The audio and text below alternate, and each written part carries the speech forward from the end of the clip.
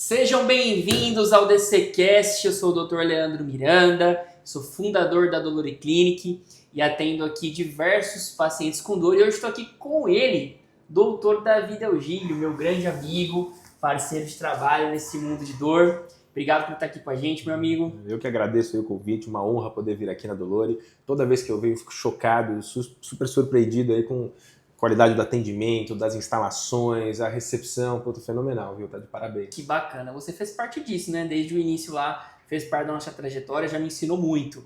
E eu estou aqui hoje com ele, então, doutor Davi, médico ortopedista, com área de atuação em dor. Nós vamos falar bastante sobre esse assunto aqui, né, Davi? Isso mesmo. E o Dr. Davi, para você que já conhece o trabalho dele, para você que ainda não conhece, vou deixar o Instagram dele aqui, o site, para você conhecer melhor o trabalho dele. O Davi, ele atua em diversos hospitais aqui de São Paulo, né, Davi? A gente atua em bastante lugar, sim, bastante. Não tem algum que você não atua? Cara, tem algum que eu ainda não atuo, talvez, mas em todos eles a gente vai. Tá lá, o Davi é uma pessoa que conhece muita gente, para você que é médico e tá nos acompanhando aqui, você que também é paciente, vai ouvir bastante aqui sobre os assuntos que a gente vai conversar. Então, Davi, primeiro assunto que eu quero falar com você, você que é mestre, especialista nele, é o bloqueio de nervos. Quero perguntar para você, que é especialista nisso também, o que é o bloqueio de nervos, Dr. Davi? Então, o bloqueio, na verdade, eu gosto de dizer que ele nada mais é do que como se fosse uma infiltração, só que com um alvo selecionado. E esse alvo, muitas vezes, é o nervo, tá? Então, por exemplo, o paciente tem uma dor específica no ombro, uma lesão de manguito, uma capsulite, alguma coisa assim. A gente sabe que tantos por cento, no caso 80%, 70% da inervação do ombro, ele vem de um nervo único, que chama subescapular, e ele passa num determinado ponto. Tá? E aí a gente tem, por exemplo, ali alguns parâmetros anatômicos. Então a gente, com o ultrassom, seja com a escopia, tá? A gente consegue parametrizar isso, localizar onde passaria esse nervo, esse plexo nervoso, e a gente consegue jogar a medicação em cima dele. Tá? Então ele como se fosse uma infiltração, a gente usa uma agulha, tá? Uma seringa, uma medicação, uma solução, e a gente aplica nessa região. A diferença é que muitas vezes a gente usa o termo de infiltração quando a gente vai jogar o líquido solto em uma cavidade.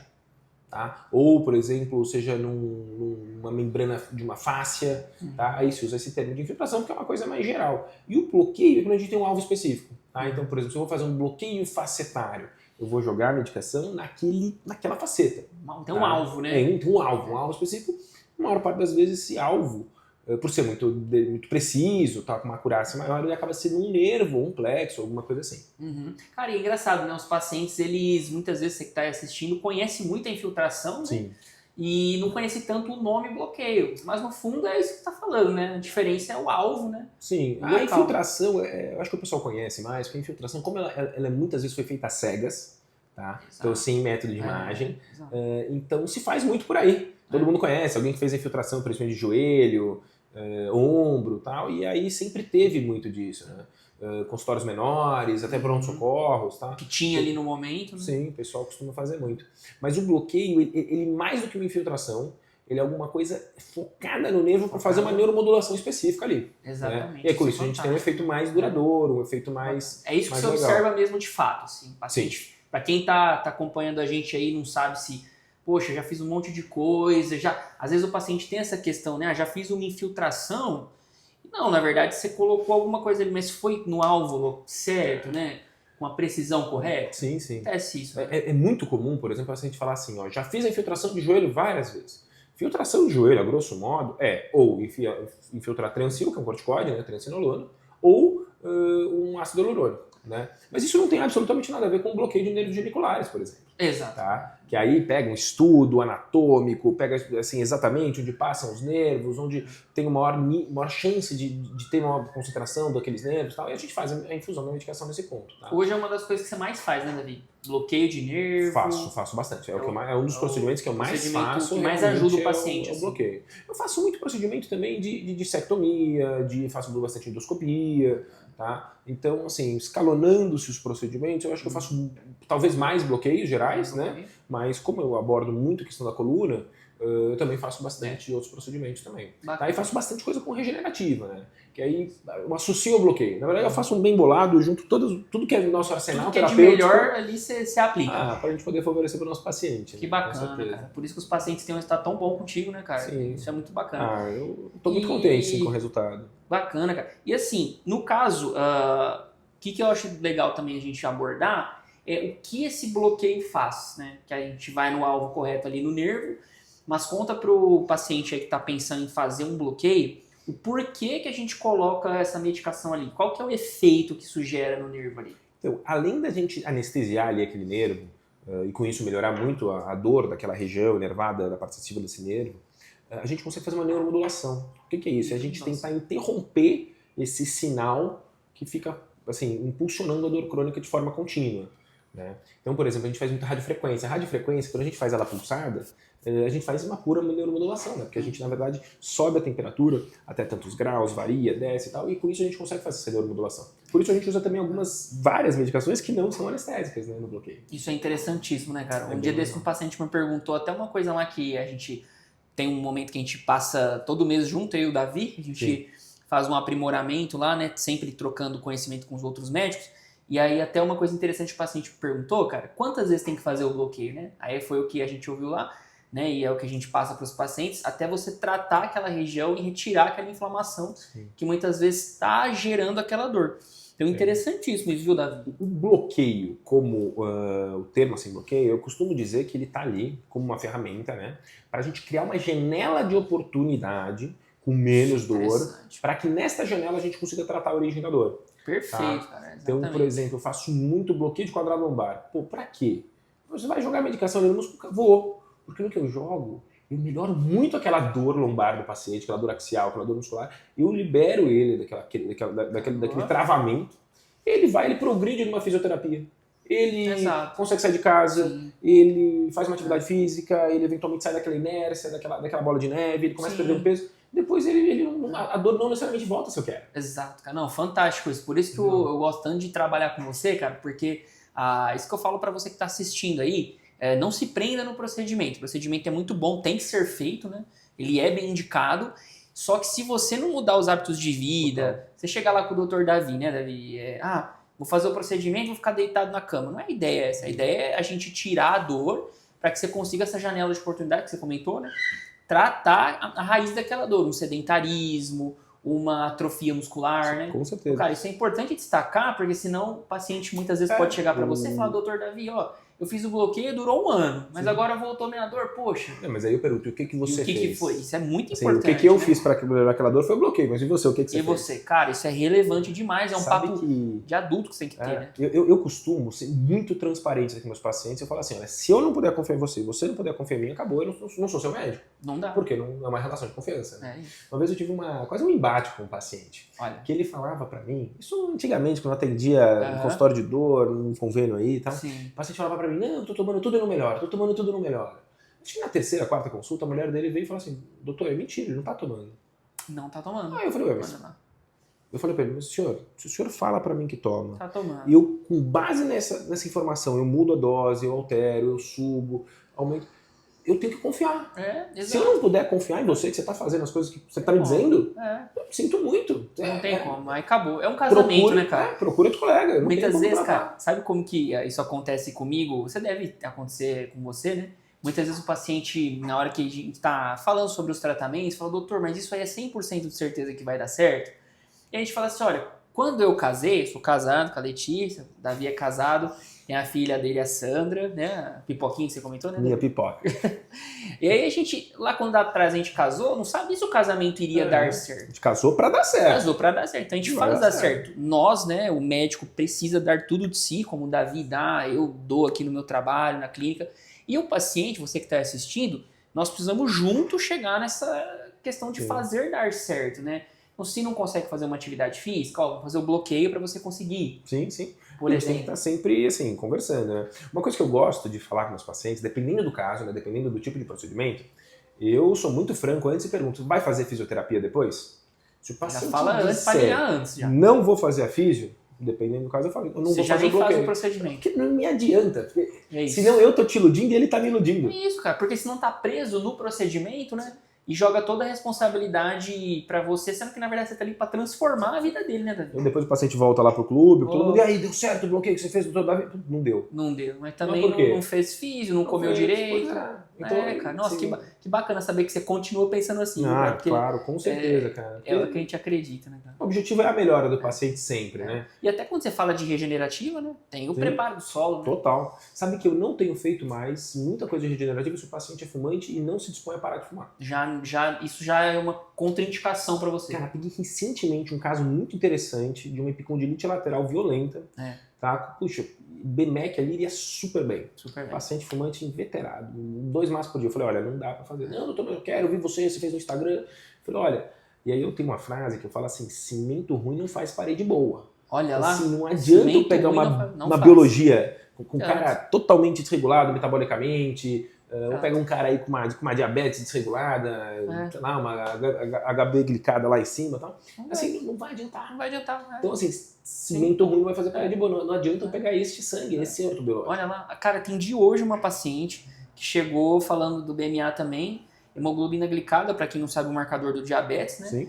E aí, cara, 6,5 da glicada, não estava fazendo a dieta certinho, estava assim, de fato, até nem sabendo que a dor dela muitas vezes poderia vir da diabetes, que é a neuropatia diabética. Sim. E aí eu falei pra ela, falei, olha, nesse momento não acho interessante a gente fazer o BMA, um aspirado de medula, concentrado, né, enfim. Por causa disso, vamos primeiro tratar a diabetes, né? Então, cara, olha quanta coisa a gente envolve, né, cara? Com certeza. Você definir o procedimento e caminhar de mão dada com o paciente é uma escolha, né, Davi? Que eu sempre falo, né, cara, não tem almoço grátis nessa vida, meu amigo, minha amiga, não tem, né, cara? A gente pode ser o melhor intervencionista do mundo. Se você, paciente, não entender que você tem que mudar alguns hábitos e que a equipe médica vai estar ali para ajudar... Sim, para orientar, para ajudar, para dar um empurrão, tudo. Mas é isso. Outra coisa que eu repito também, eu falo assim, atividade física. Você vai fazer, seja para evitar a lesão ou para tratar a lesão, mas você vai ter que fazer. Vai ter que fazer, você já conversa antes com o paciente. Porque assim, o cara que não faz atividade nenhuma, ele gera lesão, ele provoca lesão, ele é sedentário, isso gera lesão. Sedentário. Entendeu? Então assim, ou ele vai fazer para evitar ter a dor, ou ele vai fazer depois para tratar, depois que já teve. Cara, exato, é muito isso, é uma verdade, não tem almoço grátis. Né? É isso mesmo. Muito bom, Davi. Cara, e assim, ó, bloqueio de nervos, quem pode fazer e quem não deve fazer? Olha, a princípio, não tem assim, uma contraindicação formal muito grande, tá? Eu pensaria assim, depende, lógico, do nervo, da técnica usada, da medicação usada. Então, se o paciente tem uma diabetes descontrolada, você não vai usar um corticoide forte em cima, ou coisa de depósito. Tá. Então, diabético, você que é diabético tem que passar por avaliação com o Dr. Davi ou comigo para entender, né? Sim, e aí a gente usa, mas assim, não é que o diabético não pode fazer bloqueio, ele pode com outras medicações. Com outras coisas. Por exemplo, hoje... esse final de semana agora vai ter a prova do Ironman, né? Eu sei que você faz, né? Tem o Ironman em Floripa. Fiz um negocinho ali, bem mesmo. Você faz os 3 vou chegar. Tá fazendo triatlo. Tá, então vai ter o Ironman agora. Isso. E aí eu tenho uma paciente minha que é corredora, profissional Ironman e tal, já foi até pra Havaí e tal. E aí agora a prova que vai ter domingo é a prova classificatória pra Havaí. Então só os 3 melhores de cada categoria podem ir pro Havaí, que é o Mundial. E ela tava indo. Ela passou em consulta comigo segunda-feira com uma dor em face posterior de joelho, importante, tá limitando ela um pouquinho. E, poxa, chegou o dia da prova. Ela falou, doutora, faz o que você quiser, apaga esse negócio e me deixa correr. Minha vida é isso. É isso. Tô há 2 anos preparando pra isso. Eu falei, não, passa agora, quarta-feira cedo no consultório que eu faço. E aí ela tinha uma lista de uma série de medicações que não poderia usar. Não, porque isso é considerado doping. Exatamente. Aí a gente checou todas, tal, e aí eu consegui fazer uma misturinha ali, fui lá, fiz um bloqueiozinho de IPEC nela, fiz uma infiltraçãozinha com ácido também e tal. Putz, ficou legal. Mais tarde eu vou conversar com ela pra ver como tá. Olha aí, eu tomara que ela tenha classificado. Poxa, mas é domingo. Olha, então é interessante, cara. Muitas pessoas podem, muitas vezes não vai ter pessoas que não podem fazer, né? Isso que eu observo também. E a gente vai modulando, né? Ajustando assim como você fez pra ela, né? Olhou aí a questão do doping, vai acertando, vai né? mexendo, né? No que dá. Por exemplo, sei lá, a gente vai fazer um exemplo na proloterapia, que é super legal. O que é proloterapia? Prolo é quando a gente induz uma reação inflamatória controlada para que a gente tenha uma regeneração tecidual. Então, por exemplo, proloterapia, cara, no SUS a gente praticamente não tem ácido hialurônico. A gente não tem coisas muito Sobra. mais caras.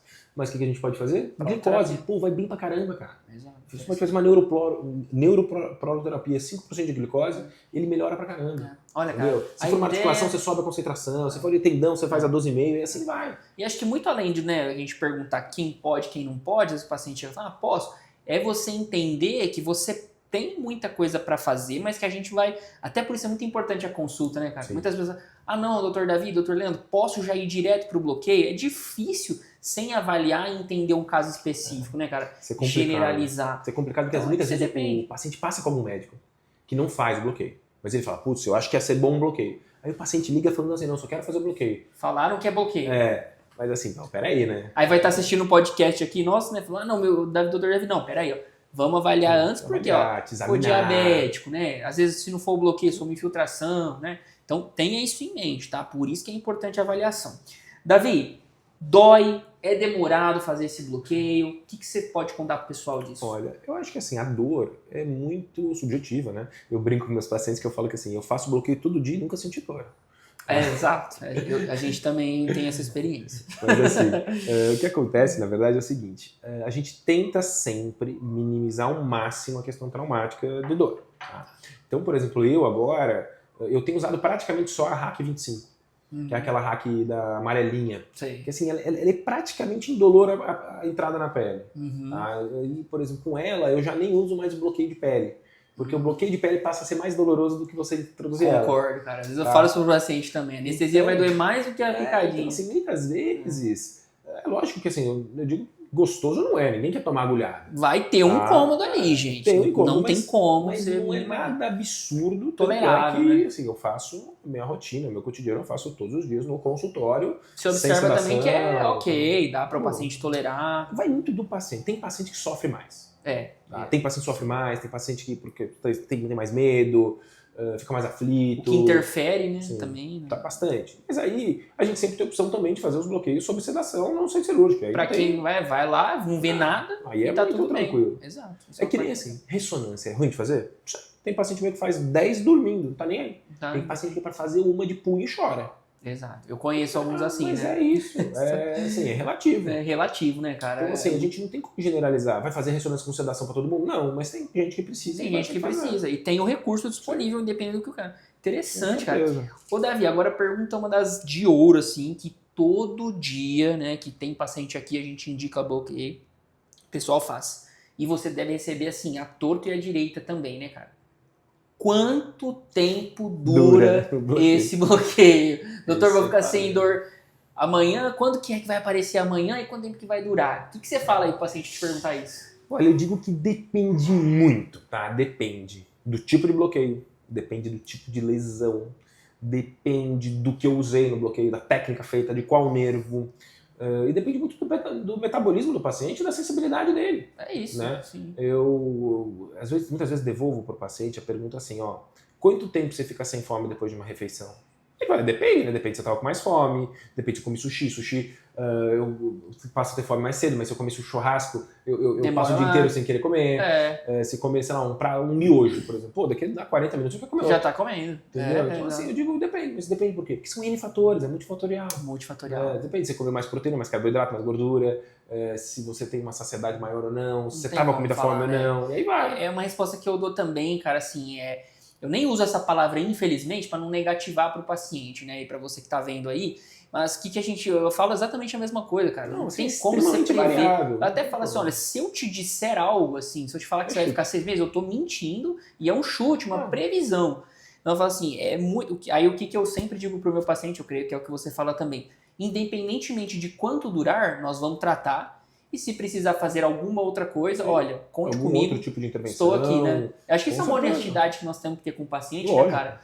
Porque senão fica muito jogado no procedimento. Olha, vai durar 6 meses. Porque realmente, né, cara, a gente tá na prática clínica aqui, o Davi faz isso todos os dias. E tem paciente que a gente faz, é o mesmo paciente, mesma idade. Ele vai voltar com você 2 anos depois, falando que ficou excelente, aí depois apareceu alguma... E tem gente que depois de 6 meses, 1 mês, vai falar, doutor, ó, dor voltou, foi a mesma coisa. Tá diferente, mas já tá aqui de volta. Mesmo médico, do mesmo método, né? Então é muito relativo, pessoal. Infelizmente eu queria dar para vocês aqui um número, uma coisa mais assertiva, mas medicina é uma ciência que nem sempre é exata, né? Com certeza. A maioria das vezes inexata. Como que é? A medicina é a mais humana das biológicas, a mais científica das humanidades. Exato. E aí o que eu falo para o paciente também se atentar é na questão do médico. Então, pô, se olhou o Davi, olhou o médico que está te acompanhando, olhou a mim, olhou alguém da equipe, tá achando que sentiu confiança, poxa, senti que o Davi é um cara bacana, vai me acompanhar, é disso que você precisa. Você não precisa de um tempo de falar,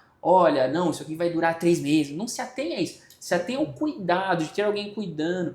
Assim como na minha equipe, eu tenho certeza, eu sei porque eu vira e mexe eu mando mensagem para a equipe do Davi.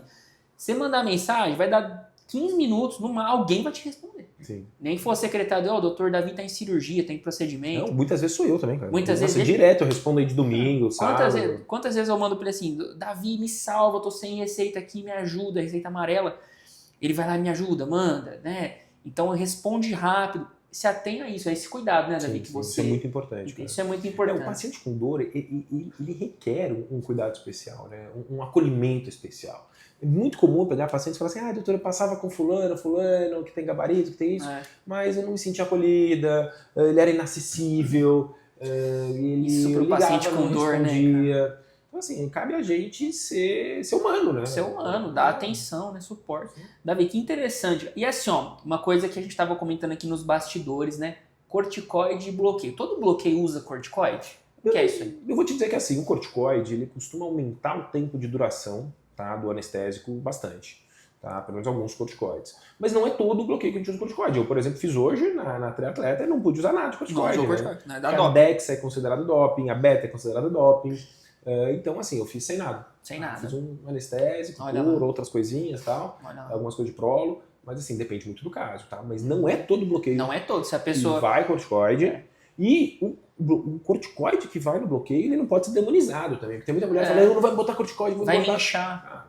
Isso não Não acontece, é né? uma ampola de Dexa. E local, gente, assim, local no alvo certo, não vai sistêmico, né, Davi? É completamente diferente da prima dele, que tomou 2 meses de prednisolona. Inchada. Então isso é interessante, ó. Nem todo bloqueio usa corticoide, né, cara? E aí, assim, ó, pra gente matar esse assunto de bloqueio aqui e finalizar, se você tiver mais dúvida, meu amigo, minha amiga, você vai ter que marcar uma consulta com o Dr. Davi ou com a equipe aqui da Dolor Clínica. Então, assim, para demais dúvidas e personalizar o caso, não tem como, né, Davi? Sim, vai ter que... Isso é importante, personalizar. E eu digo que é individualizar. Em cada caso individual a gente tem que ser... Não é todo joelho que é igual. Cada joelho tem um, cara. E a gente tem que saber de quem é aquele joelho, o que aflige, o que incomoda. O que a pessoa quer, né? Quer correr uma maratona ou quer limpar a casa? Sim, com certeza. Ô, Davi, então assim, ó, fala pro pessoal aí, aborda um pouquinho dessa questão dos riscos, cara. Porque tem muita gente que você comentou tem medo da agulha, né? Vai sentir um... Aí tem a sedação, recurso hospitalar, que dá pra fazer, né? E aí assim, cara... Mas quais são os riscos se a pessoa ela vai ler um termo ali, né? Antes do procedimento, todos os pacientes têm que assinar um termo. Quais são os riscos? Tem muito risco? Como que é isso? Cara, eu vou te dizer o seguinte, ó, o risco, ele está diretamente proporcional à execução da técnica. Tá?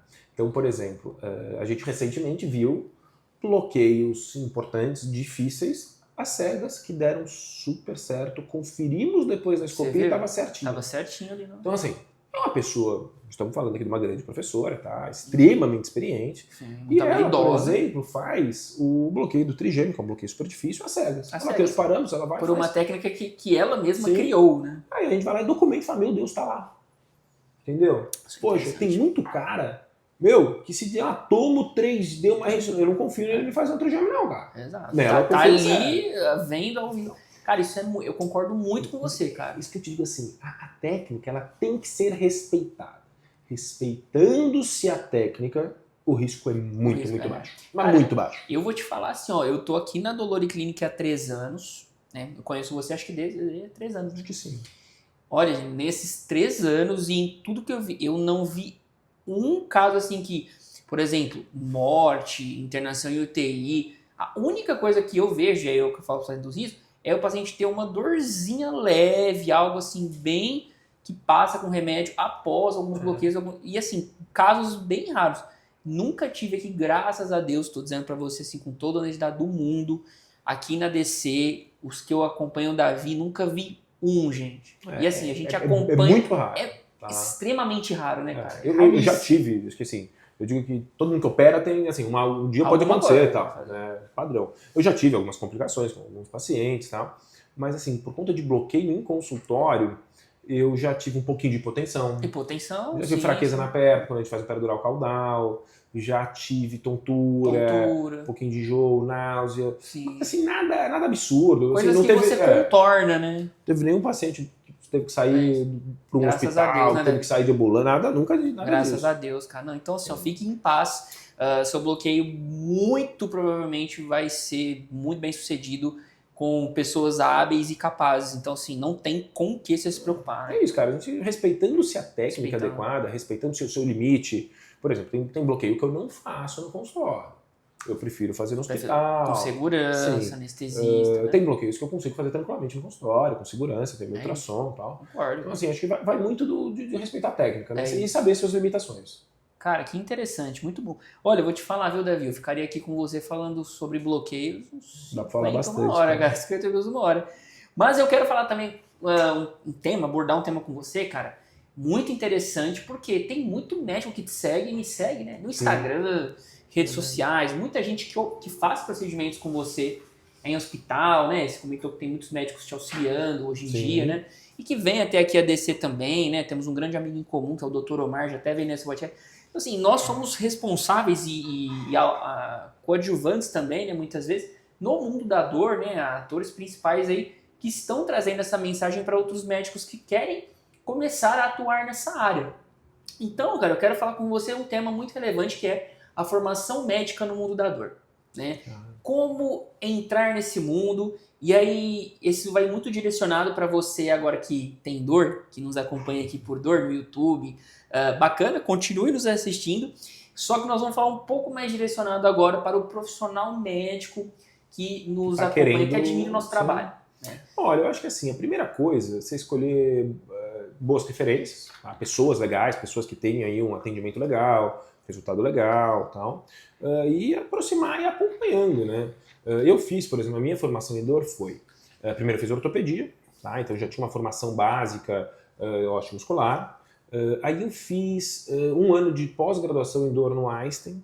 Depois eu fiz um ano de residência, né, de fellowship na neurocirurgia e neurologia da USP, aqui no HC, em São Paulo. Então lá eu tive uma base teórica muito boa, mas muito pouco de prática. E aí prática, eu fui aprendendo prática em horas de voo, né? Você tem que acompanhar, tem que ver. Médicos. Comecei acompanhando um grande professor meu, comecei a trabalhar na clínica dele, fui aprendendo bastante.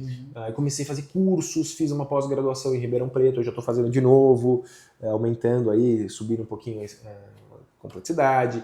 Fiz alguns cursos de uma grande faculdade de dor também, que é a Simpen. Fui acompanhar a gente em outros estados. E fui aprendendo, né? A gente vai metendo a cara e aprendendo, e discutindo, e conversando. Você diria que então, assim, pelo que você está me contando, você me confirma que a pessoa que tem um médico aí que está nos acompanhando, que ele tá desgostoso dos plantões, ele não quer mais sacrificar a família, sacrificar ali a qualidade de atendimento com os pacientes, porque muitas vezes o paciente... Você diria para essa pessoa, então, que ele tem que ter coragem de sair da casinha e acompanhar pessoas. Talvez se ver você aqui nesse podcast, Davi, posso te acompanhar no procedimento, com certeza. Posso te ir a dolor em algum dia. Acho que é isso mesmo. É sair da casinha. Sair da zona de conforto, porque, afinal de contas, ele está. É o que eu fiz. Eu tive que sair, você também teve que sair. Eu também tive. E assim, com medo, né, cara? Lógico, demais. Mas é isso, cara. É sair da zona de conforto e procurar e aprender. É lógico que a gente nunca vai fazer... Nunca vai propor, assim, virar a chavinha, né? O cara deixar de ser isso e virar isso, entendeu? Mas assim, se o cara trabalha com anestesia, vai reduzindo os plantões da anestesia, vai fazendo mais um pouquinho de dor, agenda, procedimento. O cara se faz ortopedia, a mesma coisa. Ele vai reduzindo um pouquinho aquela carga. Diminui os plantões, foca ali em fazer um curso, acompanhar. Vai aprendendo, né? Mas eu acho que como tudo, né? Assim, se eu quiser falar inglês, eu não tenho que deixar de falar português, né? Mas eu vou aprendendo. E treinar. Sim, e tem que treinar. E aí o melhor jeito da gente aprender sempre é acompanhando quem sabe fazer. É isso. Tá? Então escolher referências, né, e acompanhar.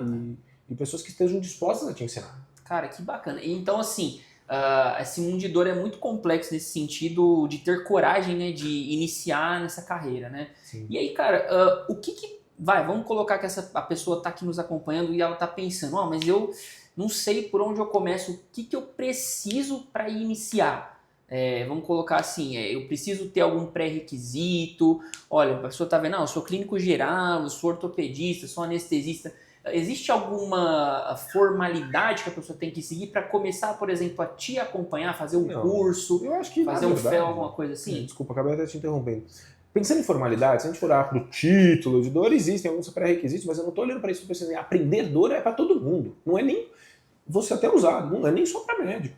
Aprender dor é total. Minha primeira pós-graduação que eu fiz em dor no Einstein foi a multiprofissional. Fiz com um monte de veterinário, com fisioterapeuta, com psicólogo, pedagogo. Cara, foi fantástico, porque o que eu tenho para aprender com eles é gigante. E muitas vezes a visão, não sei se você compartilha isso, né? Mas eu acho que a visão que nos é levada na faculdade, muitas vezes em uma residência, ela é muito nichada e focada no aspecto que ela quer trazer. Então, nós passamos muitas vezes no internato, se tiver alguém aqui de faculdade, vai confirmar isso. Passa no internato de neurologia, então olha, causas de dor em membro inferior pode ser uma síndrome X aqui neurológica. Sim. Ok. Aí isso você vai ouvir na neurologia. Se você for na ortopedia, vai falar que pode ser uma hernia de disco. Sim. Você nunca é levado para um local onde você aborda tudo isso e consegue pensar fora da caixa como um todo. E eu acho que essa visão acaba prejudicando muitas vezes, cara, o paciente. Sim, porque se ele passa num profissional que, eu acho que a hérnia, vamos tirar essa hérnia. Não, poderia ser uma neuropatia diabética. Então, o médico de dor, eu acho que ele consegue muito ter esse olhar multi. Né? Eu digo que a medicina da dor, ela é também um movimento contrário, uma marcha ré nisso aí, porque a ortopedia ela foi nichando, né? O cara só faz isso, o cara só faz assim, o cara é cirurgião de joelho, mas ele só faz ligamento, o cara é cirurgião de joelho, mas só faz prótese, o cara é cirurgião de joelho, só faz menisco, e aí vai indo, né? E a medicina da dor é muito um passo atrás, é tratar o cara como um todo.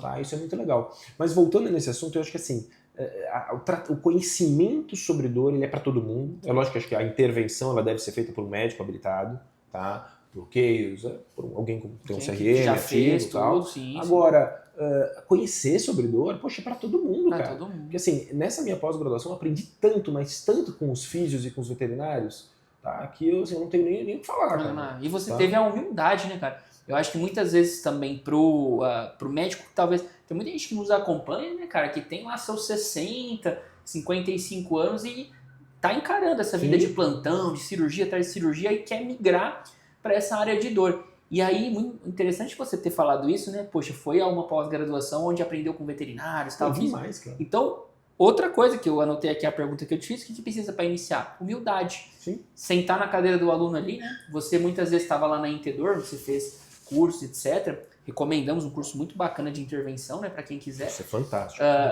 E aí você teve que sentar na cadeira de aluno. Sim. Né? Sentou naquela cadeira ali e aprendeu para depois ir virar professor. Né? Cara, eu acho que para sempre cabe sentar na cadeira de aluno ou pelo menos escutar, né? Porque eu aprendi demais, cara. Por exemplo, o ano que eu fiz ali na USP, né? No HC. Cara, a gente tinha alguns ambulatórios dentro do departamento de fisiatria, né? Cara, e a gente fazia o exame físico, assim, de braço a braço, do lado de um fisioterapeuta. Nossa, aprende muito, cara. Os caras são muito melhor de exame físico do que a ortopedia. Pô, muito melhor. Os caras sabem botar a mão, sabem sentir, sabem isso, sabem aquilo. Eles têm outra ciência para definir, eles entendem a questão cinética, muito legal.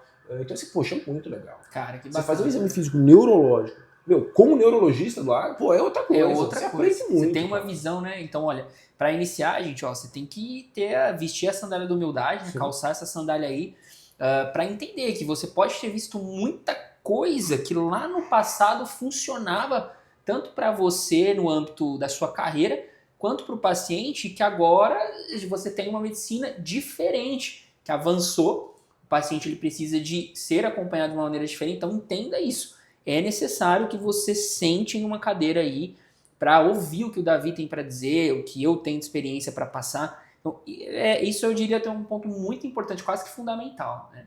E aí, Davi, última pergunta para você, porque temos os filhos, né, nos aguardando. Sandrinha, Cecília tá lá em casa. E aí, cara, assim, a pessoa ela tomou o passo aí de ir para essa área de dor, tá se especializando, vai atrás de curso, né, vai te acompanhar, vai vir aqui na DC, vai fazer cursos que tem aí de regenerativa, mas ela também quer montar um consultório de dor, cara. Hoje eu sei que você atende em vários lugares, né? E aí, como que começa, cara? Porque a pessoa tá perdida, né? Eu alugo, eu não alugo, eu contrato secretário. Como que foi que você começou e como que você indica hoje alguém começar? Cara, eu acho que assim, eu comecei com coworking, Livance, Clinovi, tá? Eu até hoje uso ainda. Ainda usa? Ainda uso, não é meu principal lugar. Hoje eu tenho já meu consultório, onde eu tenho meus aparelhos, tenho minhas coisas.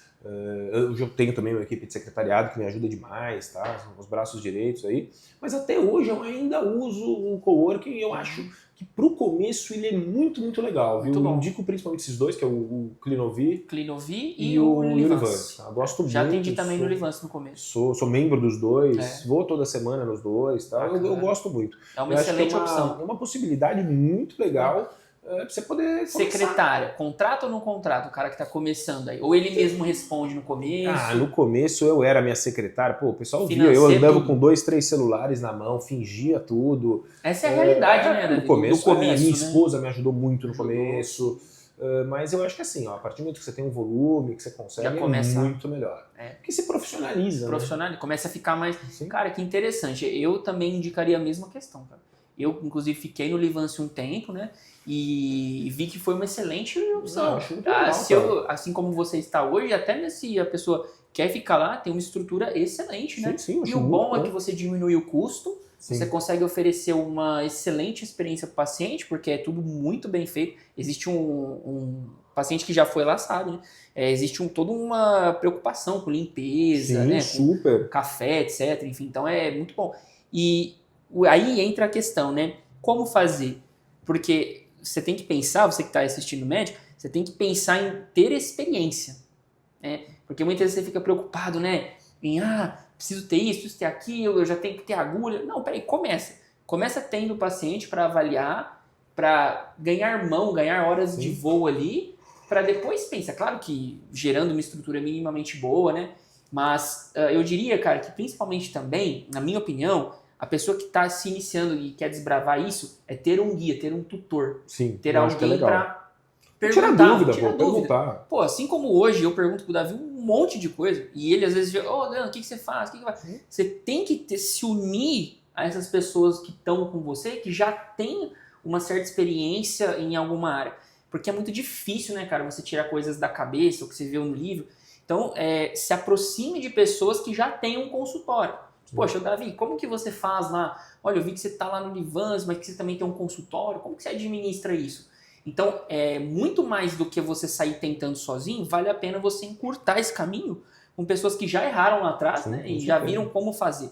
Então, vestir a sandália da humildade também cabe nesse quesito aí, né? Sim. Mas acho que é isso. É sempre estar querendo aprender e crescer, né? E junto todo mundo vai mais longe. Junto todo mundo vai mais longe. Essa é uma frase que você fala que eu concordo sempre, cara. Com certeza, cara. Cara, que bacana esse nosso papo. Eu não sei se tudo que a gente conversou aqui foi a sua dúvida, mas eu quero te encorajar o pessoal que está em casa, né, Davi? Se tiver dúvida, comenta aqui no YouTube. Sim, comenta aqui, eu entro em contato no Instagram meu, do Leandro, da Dolore, manda as perguntas que a gente Vamos deixar aí o nosso Instagram, o seu Instagram, Davi, é Doutor Davi Del Giglio, Dr. Davi Del Giglio. O André vai deixar aqui na edição. E o site? Site também, a mesma coisa, Dr. Davi Del Giglio. Cara, excelente, muito bom ter você aqui, agradeço. É um prazer aí, enorme, poxa, sempre que puder. Sua contribuição. Pode me convidar que eu venho, cara. Prazer. Então quer dizer que vai ter parte 2. Opa! E mais pra frente. Me recebeu com café, com cookie, lógico, até 3, 4. Você pode marcar aí que eu venho, cara. E futuramente, pro nosso amigo médico que está nos acompanhando aqui, quem sabe não tenha uma aula de intervenção em dor no centro cirúrgico com o Dr. Davi? O que vocês acham? Seria bacana, né? À disposição, cara. Vamos lá. Acho super legal, cara. Isso é uma coisa muito valiosa, né? Então, Davi, muito obrigado. Imagina, eu que agradeço aí o convite, recepção. Muito bom. Vou planejar o próximo aí. Grande abraço. Um abraço, até mais.